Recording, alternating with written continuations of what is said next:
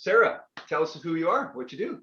Hey everyone, thanks for having me here today. I am a long-term SDR, business development, enterprise SaaS person. I've worked in Silicon Valley, San Francisco, and most recently Atlanta, and just a lot of beginning of the funnel partner development experience. So hope I can add some expertise today. And I'm a big Justin Michael fan who's here today. Awesome. Mike Hook, tell us who you are, man. I like the jersey. Awesome. So Indians baseball's back. Got to rep the home team. So I'm Mike Cook, VP of Sales at Childcare CRM, and I have a career in sales spanning from starting out as an SDR all the way up to where I am now at growth B2B software companies. So from 0 to 100 million. Love it. Mr. Justin Michael. Yeah, my name is Justin Michael. I am 49% human, as I like to say. I'm a futurist. I'm fun employed. I'm currently training to be a cage fighter. And yeah, I've sold a lot of software over the years, and I'm an armchair neuroscientist, and I have a community called Salesborgs. I host a competition called Revenue Garage. And yeah, there is, the man himself, the myth. Wow, look at that. Look at that intro, Patrick. Please introduce yourself. It's bright in here, Frank. There's just so many stars in this room that I needed the sunglasses on. Yeah, Patrick Downs. So bright. Yeah. What's up, Justin? I haven't seen you in a minute, man. How are you doing? I'm good, man. Just a lot of daily weight training and running on the beach with wheelbarrows on my back, getting screamed at. Yeah, it's all good. Things have changed. Cool. Patrick, give us a quick intro before you hand it over to Taylor. Patrick Downs, co-host of the Customer Engagement Lab, just got back from recording a new one. Check it out. Also sales enablement manager at PandaDoc. Love sales, love coaching. Excited for Taylor to be here. Awesome. Okay, well, Taylor, you gave us an amazing intro yesterday via your video. And you had 4 kind of things you'd love to work on, but I think in the essence of time today, we can probably hit like your top 3. So maybe remind us. Let's look at the first 2 and then figure out how we can help you out today. Okay. And an intro. A little intro. There we go. I know we said no fun facts, but Justin, my minor in college was neuroscience, so I'm thrilled to be chatting with you. So my intro is that I've been in sales now for 2.5 months. I am working for a enterprise software company that we just rebranded 2.5 weeks, or actually 3 weeks ago now. So we were previously known as DialSource. Now we're Conquer, which is a sweet name. Our product has changed too, because previously DialSource, it kind of gives you that connotation of like being a dialer, which was still kind of our backbone, but we've added in all of the other communication channels, and our big differentiator is that we're built natively within Salesforce and Dynamics. So it's a sweet, awesome product. We're the best kept secret and trying to make a difference and get our name out there. So I am a team of 1 with my VP of Sales is my lovely demo and closer, and I'm the one helping bring in new business. It's been fun. Awesome. And so you were saying earlier, your first one is kind of maybe narrowing down that messaging. Is that it? Remind us. Yeah, I just want to really tailor that value prop, especially when it's like that quick second on the phone where someone's like, who are you? What do you do? Not to feel like it's me giving a whole monologue. And then the second thing is understanding maybe a little bit more about those challenges behind the value propositions that I'm giving, because there's like really 2 personas that we're going after. Main ones are VPs of Sales, specifically inside and digital sales, though sales is just kind of going that way due to COVID. And then the other would be sales and revenue operations. And actually sales and revenue operations probably the priority. So then the second thing what we were talking about was objection handling. And it's mostly just because I don't have a ton of practice. I've done phone calls. Sometimes, I think they're going fine, but there's always a better time to practice, and I just don't get a ton of role play experience. So yeah, you got a good crowd today. So I'll ask a first question, and then I'd love everybody else's thoughts. Like, you made it sound like you know who you're going after, so it's VPs of Sales. But like in terms of your IPC, like is it very horizontal, or is it like specific verticals you're really targeting? So ideally, right now our top verticals are software, business services, financial services, and insurance. And we have a pretty good suite of current customers under like business services. We have some good lending, like mortgage companies, and a couple big name software companies. So just trying to kind of expand into that market. And the big part is just, they don't know our name. It's brand new. It's a strong name. Don't get me wrong, but how do we really put our name out there? Because we're going against a bunch of, big competitors as well. Yeah. So my first advice is to go a little bit higher up to chief revenue officers. Okay. As uncomfortable as that sounds. And in general, that's my theory of everything. Try to do two things that scare you by lunch. And if you look at a profile and it feels like I feel uncomfortable about calling them, that's what you want to do. Follow that feeling. Feel the fear and do it anyway. Because if you get above the VP of sales, the P&L holder and the budget holder who can drive the change, they can force the meeting. So sales ops already has a solution. VP of sales knows it all. I've been a VP of sales, trust me, knew it all. And sometimes, I just had an edict from the CRO, like I'm not going to try any new tech. And so sometimes the VPs of sales just block. And so CEO, CRO, even the board, these high level titles, they'll defer, they'll delegate you to the VP. You can forward that email and then you've got a pathway in. So that's like, if you were just to learn one piece of advice from me, if I had to attack that role, I would try to do that. I don't know if that resonates with everyone on the call. Mike, Sarah, love some ideas there. I mean, obviously the market might be different, but what have you found, Mike? So I think for me, anytime I do this, and like when we look at going at our outbound motion, I want to make sure that I'm relevant always. So driving that relevance comes in two ways. What are we actually hearing from our prospects that are happening today that's converting? And what are we hearing from our customers that is the use case for the platform we have? So if I'm you, I'm grabbing my VP and I'm going, okay, we need to consolidate our pitch. We need to get better at outbound. We need to find this hook right away. I want to go talk to our top customers in each one of the vertical we're working with and understand, why did you buy? What was going on before? What impact did we have for your business? What were you scared about before coming over to us? And how's it been with working with our company? And from there, you can really start crafting all these little things about your buyer persona. So you said you had two personas. Do this for both of them and understand which persona, because you cannot group them together. They care about different things. Yeah. From there, I'm getting super granular too. Like now I'm crafting my message around, is it a website? Is there a hook on their website that I can find to open my cold call?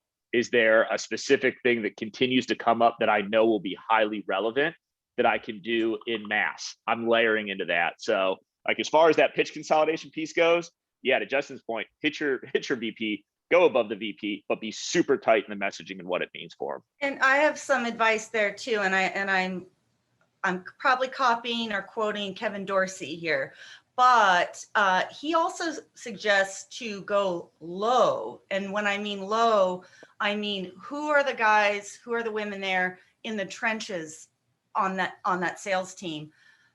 Ask for some time. Can I buy you a cup of coffee, right? Where you're going to send them a digital gift card, $25 from Intelligista Coffee in Chicago afterwards, and just say, hey, I'm new here. We're new in a crowded market. To the person who would be using this every day, what are your challenges? So when you go high to the chief revenue officer, you've actually got the words from the mouth of babes, right? From the mouth of the salespeople on that team. Tell me the truth of what's going on. See, at the high level, they think things are going great and this, but what are you in the trenches? What are you struggling with? That's a pro tip there. Patrick, I'm going to steal one of your lines, and I think there's a thread of it in what everybody else has said, but like, what's that compelling reason? I think Mike said it exactly. What made them pick up the phone and call you to go like, we've had it, right? So like, why is this customer, what was that breaking point where they were like, we can't do this without your product? And I think you want to figure out, like, is that same problem prevalent in another company that you're trying to target? I'm just curious to hear your actual pitch. Unless I missed it at the beginning, I'd like kind of like a baseline starting point for us to go off of. We were all just working on our props. So I got the sunglasses, you got the wigs, Justin's got a Starbucks cup. No, sure. I mean, I think Taylor's game. I mean, I think we told her like these things are like a tornado, right? Like she doesn't know what's gonna hit her. So we got Justin. we got like so it sounds like you know the problem you're solving, but I think, and I don't want to put you on the spot, but I'm kind of doing it anyway. Like you kind of want to practice, what is that value prop, and then what objections are we going to throw at you, and how do you get around them? Well, and one thing I really want to ask before I get into that, I think our big differentiator, like I talked about before, is we reduce the need for like other systems outside of CRM, which is just huge in terms of reducing context switching and things like that. But it's never sexy. It's like your CRM, it's like your favorite thing ever. And that's like what we help with.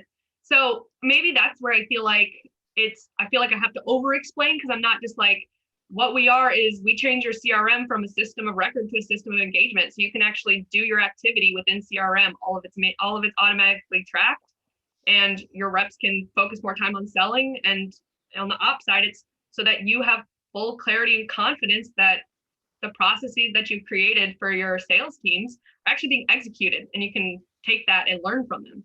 And it's just, the whole point is reducing the need for context switching, but it's hard to, like I said, make it succinct without, like I said, I monologue.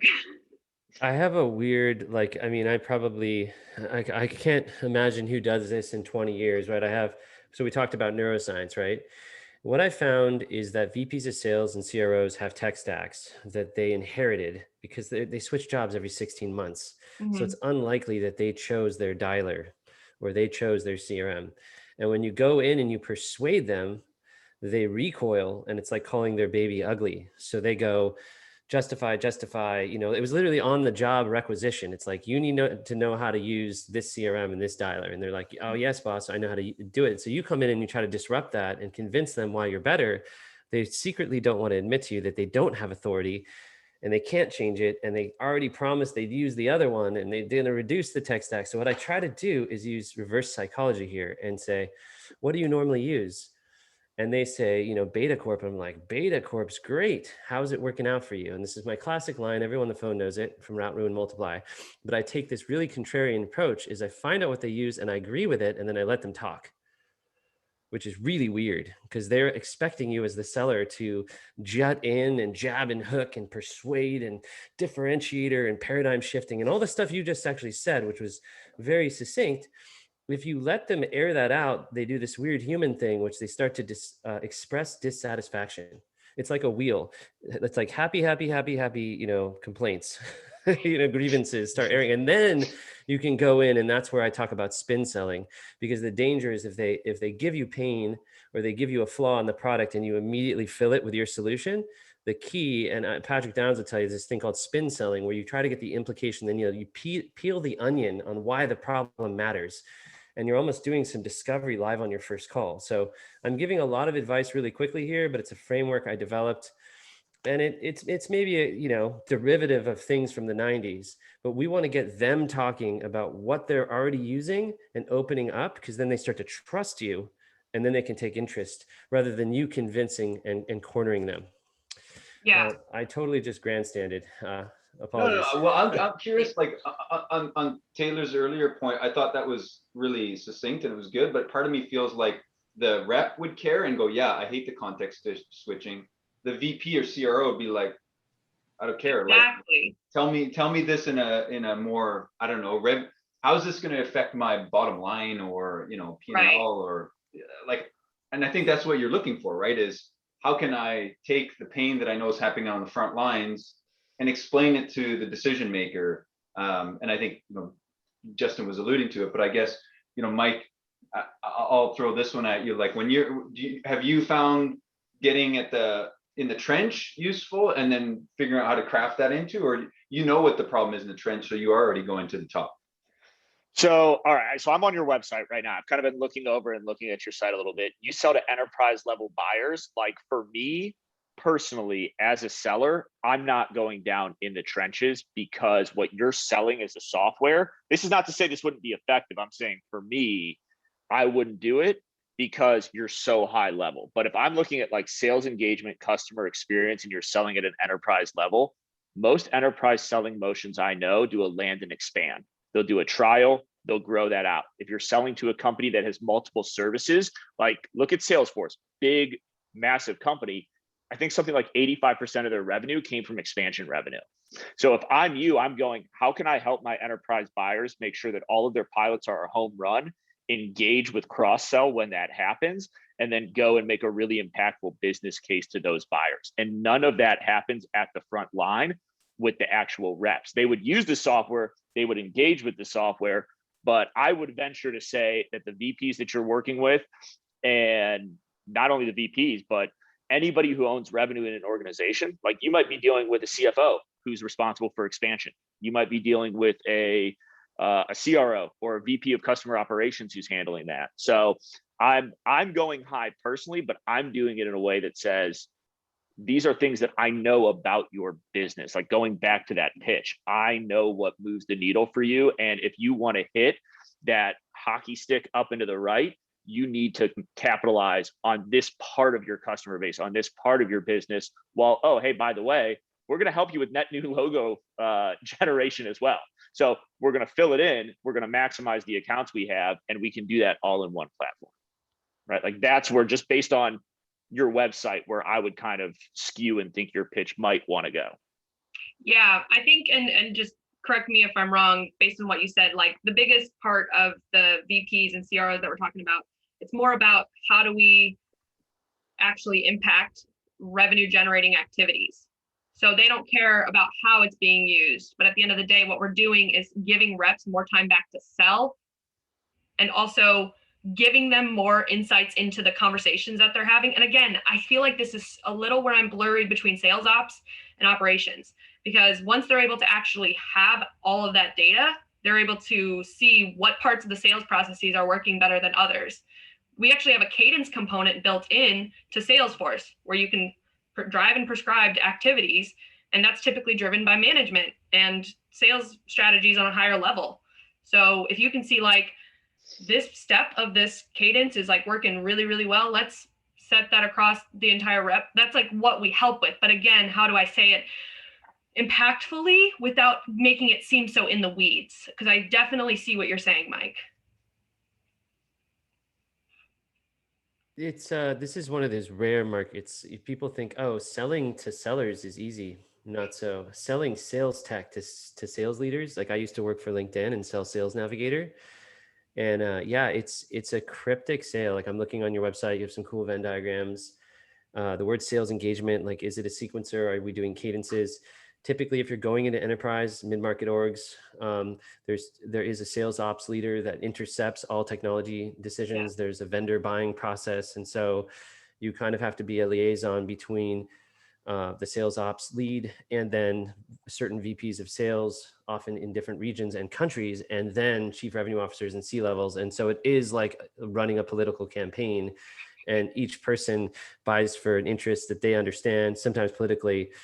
And there's this amazing book called The Challenger Customer, which proves that the challenger sale, you get everybody fired up for their own reasons, and it causes organizational dysfunction. They all go to buy and they just like gridlock and stall. The number one competitor you have is do nothing. It's the status quo. It's just easier to just like leave things the way they are. You know, it's so visionary and aspirational. Like we're going to fix your revenue and reveal these insights. And they're just kind of like, meh. So you have to find some kind of compelling event, like that's pain and fear laced, like the house is burning down, and tie it to ROI. And there's got to be some kind of emotional reason that they want to do it. A lot of times it's you find a disruptive leader who wants to get promoted, and they want to, it's optics. They want to look awesome and innovative. And so they want to buy your product so they can get a promotion or a raise.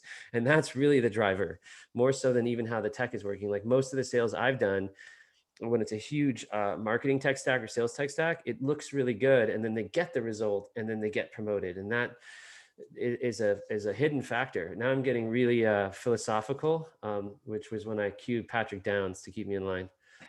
Well, I think Mike popped something in the comments, which is interesting, right? And whether you want to do role play, or where would you say you are kind of getting, not stuck, but like Mike said, that where's the objection? Is that they're kind of like, sounds good, you know, and then they push you off to, you know, let's do a meeting later. Like you can tell there's not a lot of interest, or like, where do you find you're kind of getting stuck?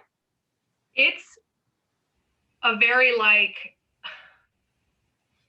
ethereal sounding pitch, because it's essentially saying like, give your sellers back time because they don't have to do manual admin. And again, I think I'm getting into the weeds, but I want, okay, so Mike, at the end of the day, the pitch for the VPs of sales is like, when we're working with VPs of sales, we understand that sellers only spend about a third of their time actually doing sales activities. And we're helping companies like ADP and Paychex actually, I have to practice this more apparently. We're helping we're helping sales leaders at companies like ADP and Paychex really reduce the need for their teams to do admin work that they hate, and that gives them back time to sell and increases the conversations that they have with their prospects and customers. So that's the general, I didn't stop, but that's the general gist. I get really nervous, so forgive me. Sarah, I feel like this is your wheelhouse right here. Like Oh with where boy, you're at. it is, and I also can, Taylor, I can relate to you with getting nervous doing the pitch. I've been doing this for so long, and I get nervous doing the pitch too.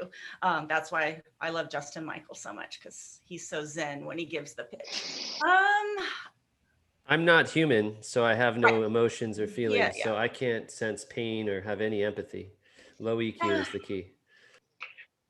I'm trying to, what I'm hearing is just, it sounds like, you all know the technology we know from Thursday Night Sales, Dooley, right? That sounds like their pitch.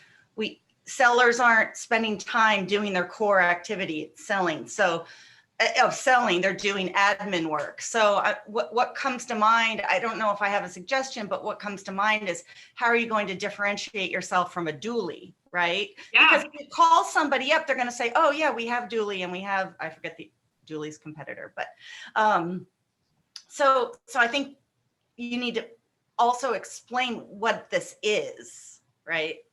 So Yeah, so go ahead. So I agree. That is where I'm getting held up.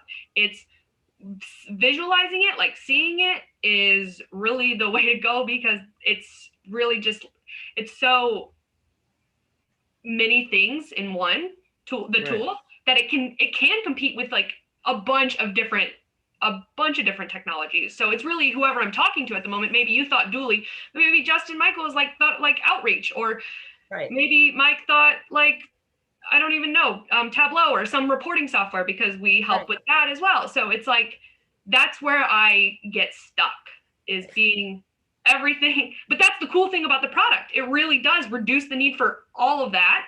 Yeah. So you have a TCO consolidation, which is total cost of ownership.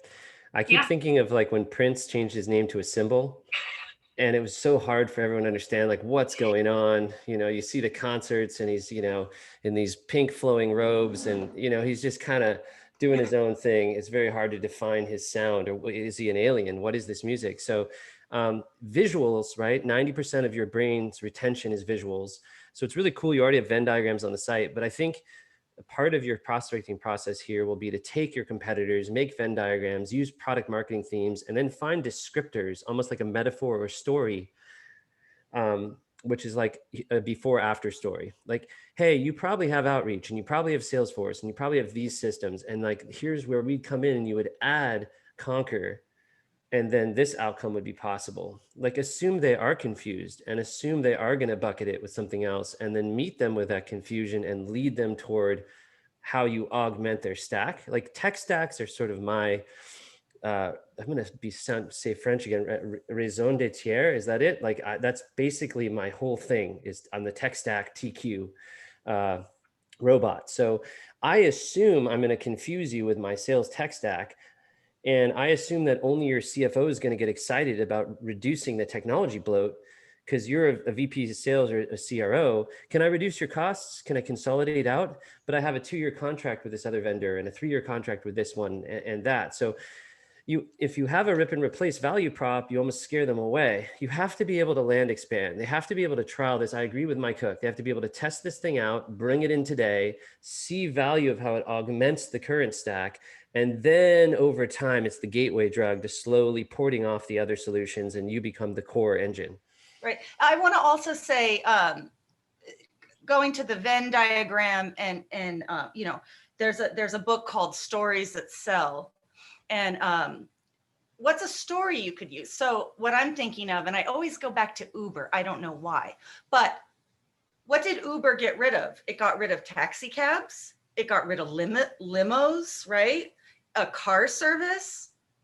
You don't need any of those anymore. You can Uber, right? So maybe there's some analogy you can come up with for getting, you know, of what you do in a story, like a quick, you know, oh yeah, I get it. Uber is my answer to all of those, you know, antiquated, archaic modes of transportation, right? I don't know, Justin, if you agree. Well, maybe Taylor. I'm just wondering. We're gonna get you role playing into a cold call eventually here. But what Patrick and I have done a couple times on some of these is like we'll go first, right? We'll show you what it could look like, good or bad, and then you can kind of riff off of that. So I'm happy to either call Mike or call Patrick and give you an example of what we're hearing. Then you can kind of take that and kind of go, okay, I can do it better, or like Justin or Sarah. But how do you like that? We'll put ourselves on the line first. I'll give you a nugget. So like, I mean, it's funny because one of the weird things about me as a consultant is I just care about results. That's it.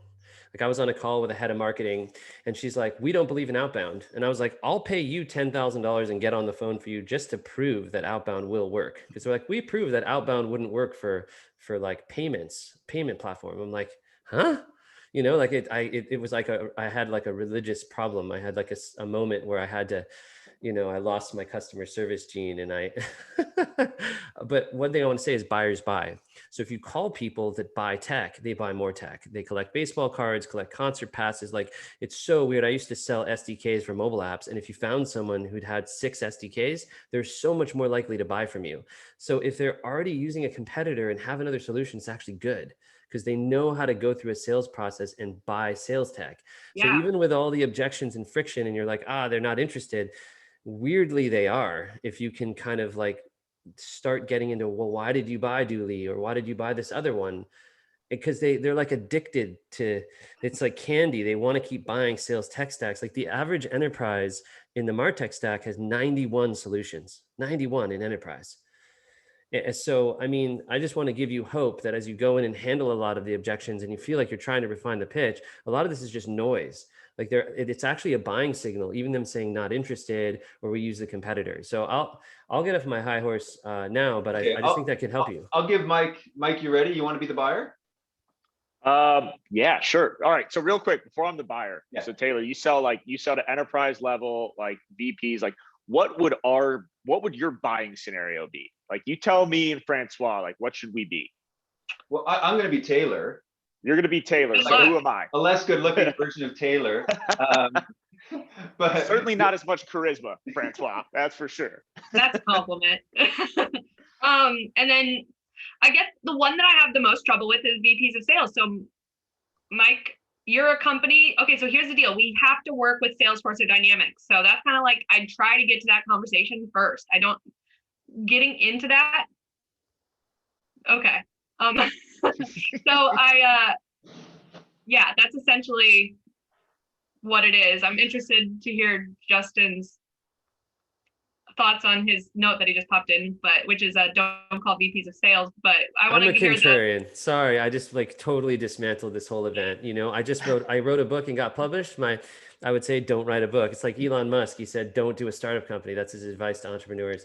I don't want to derail it. Let's let Mike Cook practice his wisdom, because I feel like Mike's given some really hard hitting tactical advice here, and I really do appreciate that. Yeah, certainly. So I'm calling Mike. He's a VP of sales. Yes. Right? All right. And I use Salesforce and Ideally. Dynamics and all right.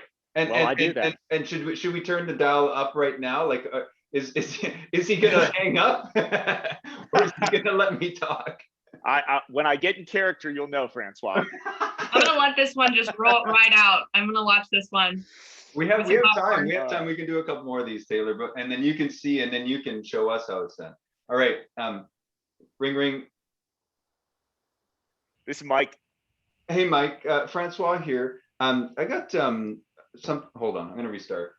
I was gonna do the 30 seconds, but I don't want to Too use much pressure. It's all that. good. There's I'm no not- Taylor, it's mistakes. not easy, right? Remember, Michael Not Jordan easy. missed 9,000 shots. Ring, ring. Hey, this is Mike. Hey, Mike, Francois here. Can I borrow 30 seconds? I'm pretty sure I've got a problem I can help you solve. I'd be interested. What's the problem?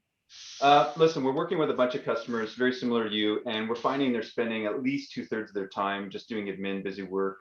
We can cut that down to 1/3. If I could give you some really concrete examples that I think are very relevant, would you give me another 30 seconds or a minute? Sure, Francois. What are you hearing? Listen, what we're seeing is, people have got a pile of tools. I don't know how many tools you have in your tech stack, but people are spending a ton of time switching between Salesforce, getting their notes in, setting up sequences. We can get that all into one tool. Does that sound like a problem that's familiar to you? So for us, we feel like we got a pretty tight process right now. We've got Salesforce out. We've got outreach we're using for our outbound. We've got Gong in for call dialing. It all integrates really tight in there, and we can have, it feels like all the notes are getting in there right now with the revenue intelligence piece. So I don't really know if we felt any pain around that.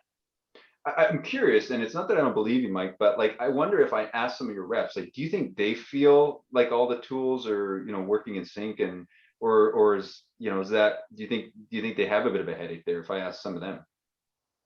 Well, sellers aren't always the most forthcoming with their managers, but we do use a lot of these in our one-on-one on a day-to-day basis, these tools like Gongs. And is there always room for improvement? Possibly. The feedback I've gotten, though, so far has been pretty good. So I got to be honest with you, Francois.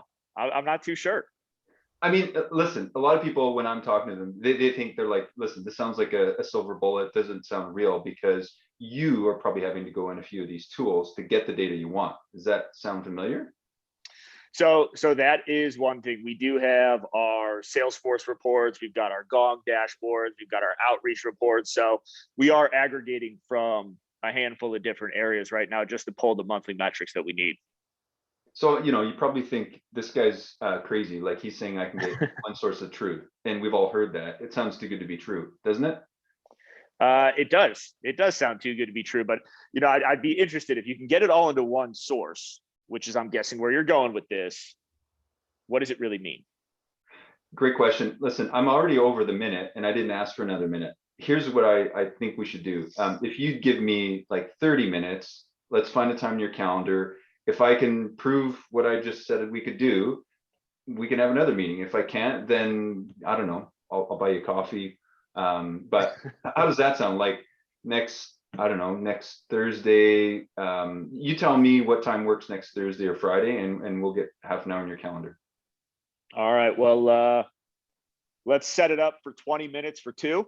Okay. And let's see what you guys got. Okay. I'm going to send the email over. Let me know when you get it. It's sent. All right. Got it. Francois, you're like Daniel Day-Lewis here, man. I feel like you're not going to break this character. It's these glasses, I'm telling you, man. I tried not to be too much of a dick for you there, Francois. You're pretty nice, Mike. That was kind of nice. Very nice, Mike. I was going to try, using some like, I know you like the Indians, but I was like, you know what? I think people try and get too much into the personal stuff. It's a trap. But I don't know, Taylor, like, I think Mike was probably pretty nice, but were some of those things I wasn't watching, like the silver bullet, like that's what was going on in my mind, right? Because I think that's what I think. I talk to a lot of customers, and sometimes they're just like, yeah, I've got 18 tabs open, and you're like, it sounds like a nightmare. Oh, you just like, I had wrote down one thing you said just because, it was all really great. But I think one thing that really stood out to me was that Mike said exactly what the most people say, like, we're set, everything works fine together. And you said, like, well, if I ask some of your reps, do you think that everything's, I don't know exactly what you said. I'll have to go back and watch the recording, but it was a really good way to kind of turn it around and say, like, from your ivory tower, your reps down in the fields do they really believe, that they have everything that's giving them enough, everything in one place rather than everything spread across, like you said, multiple tabs, multiple things. I was talking earlier about this Elon Musk quote, which is really, really awesome because he was caught on Clubhouse saying that fear is not a mind killer, context switching is a mind killer. And like, come on, that's exactly what we saw. And it's easy that people try to drive efficiency by adding more technology that can do more things, but it actually creates a lot more inefficiency than they understand. And not slamming any of the other software companies out there that are selling to salespeople, but like at some point, people are gonna like go crazy because they just have too much, and especially sales ops people. Those poor people. What was the quote again? Clubhouse is a mind killer. Let me write that down. No, it was fear is a mind killer. No, I'm playing. Be careful. Not. I'm very premeditated in what I say. I've done 200 of these podcasts. So let me just break that call down. They used a Chris Voss, Josh Braun, negative labeling. So basically what Francois does, he tripled it on an accusation audit. He's like, you're going to think I'm crazy if I tell you. He keeps calling out the elephant in the room, which is the distrust and the skepticism of the VP. So he keeps like self-deprecating and say, I know you've been told 1,000 times there's a single source of truth. I know it sounds crazy. He's using these like emotional hyperbolic words, which are causing the prospect to trust more because he's calling out the elephant in the room. Like, oh God, not another tool seller telling me to unify my stack. Like, oh goodness, they've been hearing this pitch since Salesforce in 2002. Like they've been buffeted for 20 years with the same pitch. Yeah. And so there's a great degree of skepticism. I'd love to, because of this thing of not interested and we're all set, and for stack selling, I'd love to run through a quick framework again with Mike. I don't know if time we have, 15 minutes. We want to let you go. But there's one where I would flip the script and just say, well, who's in charge of your tech stack consolidation? And they would say, I am. I won't even ask them about their solutions. I just want to get them talking about how they pick their tech stacks, who's in charge of their tech stacks, who consolidates it, and see if I can get them talking. So my Jedi mind trick is I try to get them talking about what they're powerful about, what they're responsible for, how they make decisions. And then they kind of have this moment, like a minute in, they're like, wait, who are you? Wait, what do you do? What is Conquer? And then I call that polarity shifting, because I have this weird thing that it's like lifting your hand. Like if you don't decide to lift your hand, you can't. People cannot be convinced. They love to buy, but they hate to be sold. So until they turn, until they turn and ask you.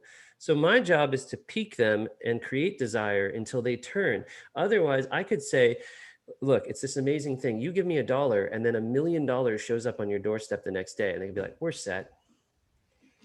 Justin, I don't mean to derail. That's a great idea. But how would you, back to Taylor's need for help with objection handling, how would to the panel, what would we all do if the VP of sales or CRO comes back and says, you know what, I've got a contract, 2 years left on SalesLoft. I've got 1 year left on Dooley. I've got 1 year left on Gong. I've got so how are we going to handle that objection for her?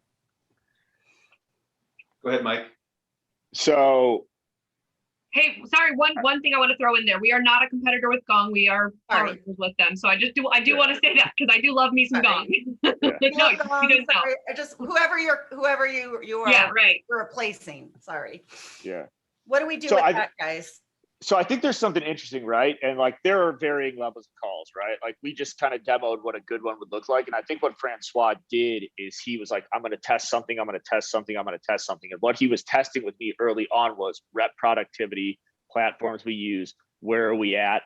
And I was kind of like, hey, we're good. We're good. And then all of a sudden he went and he goes, okay, well, how about platform consolidation? Because I've heard you use a lot of different things, which, okay, in that call, and where it went was, okay, yeah, we've got an issue here with platform consolidation, but like, I'll get another call with you, but now like you still have to prove what this could do for me, right? Like if I was being a dick on that call, I'd have been like, hey, Francois, tell me exactly what this does from a productivity standpoint, because I've got a RevOps guy right now in my business who does this for me, and I don't care how much work he has to do. I'm paying him $100,000 a year to pull these reports for me. Right. So like if I had a report, so I guess the question that becomes in objection handling is, without knowing, your business too much, it's what objections like that do you have? Right. Like how do you come into that like mindset and that framework to sit down and say, okay, here's what I'm going to attack. here's what they're going to go. And then where can I shift the conversation to understand more about their business? Yeah. Not about what problems they have, but about their business today. Because your service is really wide. So how much ground can we cover in that first call? And then what are those little red flags, those triggers? And I know this isn't like super tactical to the objection handling question, but that's kind of my framework that I've used is like, how does it flow? And how can we go from they're okay, they're okay, they're okay, they're okay, they're okay, they're not, let's go super deep there. I use humor a lot because, and everyone on this call, I think, has seen me do cold calling exhibitions on Connect and Sell and calling for just making calls for hours. And I get not interested a lot. And they're like, I'm not interested. And I'm like, can you help me out, Chuck? I mean, you're disinterested and I'm a seller. I totally whiffed this call. What would you be interested in? Is there anything in sales? And I like flip it. I do all these crazy backflips. Like I just call it like a total pattern interrupt. They're like, we're set. How do you know you're set? I haven't told you what I was selling you. And I get all these weird reactions. So I do a lot of really brave, crazy things like that. So on that, there's the two things you just said were exactly something that I've read recently. One of them was like, we're not interested, or like, I'm busy or whatever. And it's like, well, what are you interested in right now? Like, let's talk about that. Because I bet whatever they're interested in can tie back to what we're doing and helping themselves. We just do way too much. And then with the not interested, I was watching someone do live cold calling. I think it was Jason Bay with someone, and when they said not interested, like right away without you giving any value prop, and he was like, well, I can understand you're probably really busy and you weren't expecting my call, but do you mind if I actually take 30 seconds to tell you why I called, and then you can decide if you're not interested, and hang up? And I was like, okay, that kind of gives them that like reason to lean back in a little bit before they decide that they're gonna bounce. Yeah. And if you can ideally get them with just at least being interesting, sometimes I always want to say like, hey, this is a sales call, but I hope to make it the most interesting one you've had all day. Like, yeah, I do this thing where I like lay down and die. So like people have seen me do this. And I'm like, I bombed this call. Like, can you just coach me? Cause I just did not get you interested. And then they'll be like, it's cool. You sound like a first year SDR. So I have like 20,000 hours in, like, awards for pipeline. And so I just play, I'm like, oh yeah, coach me. Yeah, I'm just starting out, I'm just kind of hanging out in SoCal. Like, how would you set this meet? How would you sell it? Then you're on the call for 5 minutes and they're coaching you. And then they're suddenly interested because they actually take their defense shield down and listen for the first time in their life. Yeah. Awesome. Right. Patrick, I know you've been dumping a bunch of great like ideas here, but I feel like you either want to use them or you want to hear Taylor use them. Yeah, I'd love to be the prospect in the situation. I just want to hear what your call sounds like. Yeah, me too. Let's do it then. 10 minutes left. Let's do it. Let's do it. Okay. What persona do you want me to be? The VP of Sales, CRO? Yeah, this is the hardest one for me. I got sales operations. I feel like I have a much cleaner conversation. Cool. All right. Let's start with me being the VP of Sales. Hello, This is Patrick. Hey, Patrick. Thanks so much for taking my call. I know I'm calling out of the blue here, but do you have a moment before your next meeting? I got like 20 seconds. What's up? Perfect. I'll keep this brief. So I'm reaching out because we're working with sales leaders who are focused on making sure that their reps are doing their job, selling selling your product and making more money for your company, but they can be bogged down by the amount of tech that you're currently using. So just was hoping to discuss what your tech stack's looking like currently. Yeah, I think we're doing everything pretty well right now. We're using the standard stuff. And I think we're probably all set. Yeah, I hear that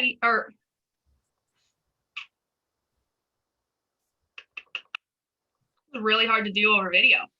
You're doing great. Just maybe ask, what do you normally use, or tell me more about your stack. Like, I would just ask more questions. Sorry to dive in here. No, that's great. Valerie. No, so yeah, it's great to hear that you're set with what you got, but it sounds like you might be using quite a bit. Would you mind giving me a little more information on what it is that you're currently using? That is way too much, and I'm not going to get anything from that, but let's roll with it. Yeah, we're using Salesforce, SalesLoft, Chili Piper, PandaDoc. a bunch of other random connecting tools. We use HubSpot for marketing, probably the standard stuff. Yeah. Well, the standard stuff is what we've known for a long time. You know, we've always been told that there's more tech out there that can make your team more efficient. But what if I told you that you could actually reduce the need for a lot of those systems outside of Salesforce and actually use that CRM as a system of engagement rather than just a system that your reps hate updating? Would that be interesting for you? What is a system of engagement? So a system of engagement means that they're actually able to engage with their prospects and customers through the CRM. Okay. So like inside Salesforce without having to leave it. Yeah. So you tell me, are your reps making calls, doing emails, LinkedIn Sales Navigator to reach out to their prospects? I assume so. And that's what I'm paying them for. Yeah. Well, this is a way that you can ensure that they're actually doing all of that stuff and they can do it within Salesforce. You know, Elon Musk said something recently that said that fear is not the mind killer, but context switching is the mind killer. And that's really what we're helping solve, taking away that need to shift between a bunch of different platforms and giving sellers back time to actually sell. Okay. Well, Taylor, this sounds pretty interesting. Could you just maybe send me over an email with some videos and stuff and try calling me back in a couple of weeks? Right now, it's just not a good time to talk. Understood. I actually am thrilled. I love our videos that we just came out with, so I'm happy to send those to you. But can I set up that time with you right now to ensure that, you know, I don't want to fall off the radar, but also follow up and see if you have any questions about what I sent over? How does 2 weeks, Thursday, 2 p.m. sound? Well, you could just call me in 2 weeks. I think that'll probably work. And I'll get back to you if it seems like something we're interested in. Okay. Well, we'll assume that I'll hang up at this point because I don't know how to handle that objection. I mean, listen, first of all, it's not easy doing this on video. That's why I turn away from the screen, because I don't want to see myself. And, you know, secondly, like, again, it's not easy. Like, not everybody's even willing to do this. So kudos. Yeah, trust me. I reached out to 200 sales trainers who are cold call trainers, and like 5 were willing to cold call on camera. Quite ironically, one of the kiss of death is send me information, send me videos, send me more down the road, and that's where I respectfully and calmly challenge to say, well, I don't know. Look, Patrick, Tawny, sorry, inside joke from former 5-ons. You know, I tell you, this is the wildest thing, but I have never in my whole career sent information and had the meeting. Can you believe that? And they just laugh because they're trying to teach their people never to do that. And I'm just like, this is the kiss of death. I mean, I'm just unlucky, but it just goes in the circular file. I don't know why. So could we do something else? Like anything else? I like that. I don't know, but this is else. I like that. I'm playful. You just be playful, be yourself, challenge them, but kind of make it fun. And if you're calling sales leaders, always push back in their face their best practice. Like, where'd you get my number? I'm like, the same place all your reps get numbers. Oh, why won't you send information? Because you don't want your reps to send information. Just keep throwing it back on them. Turn their objections back on them. That's the unique thing with selling to sales leaders is if they do something they hate, you don't really want me to send information, right? Like you wouldn't accept that answer. Well, another one you could do is, if I were to send information, what specifically of what just a little bit I've told you about, would you like to hear more about? Where you're getting back into requalifying them and finding their pain, right? So that's another one I've heard about how to. Oh, really? Information? What specifically? Because I could send you a 50-page brochure, but what would you like? What are you having trouble with that you would like to learn more about? Maybe. I'll just send you the contract and we'll go from there. How about that? I really like what Patrick just threw in the chat, which is saying, what kind of advice would you give your reps if their prospect told them to send an email? Because you're totally right. I'm in a unique position where I'm speaking with people who are teaching their reps to do the same thing. And also I am new. And so it helps me also in the beginning. I will always say, thanks so much for your patience too. I am brand new at sales and hope to learn something from you. I've said that a couple times. It goes pretty well. So there's a few different ways that I can go while being humble and making them feel like they're in a position of power, which is something I'm learning about calls. Is everyone wants to feel powerful, whether or not they actually have it. It's like, how can I give them that position where they think that they can actually give me the some sort of value to, and they feel like they got off the call and they're like, I taught her something cool or whatever. So Mike, what have you done with like your new reps when they're trying to just get reps in to cold call, right? Because what I found, and Taylor, like I'm not trying to be critical, and this is easy for me to practice because I'm not as like emotionally invested.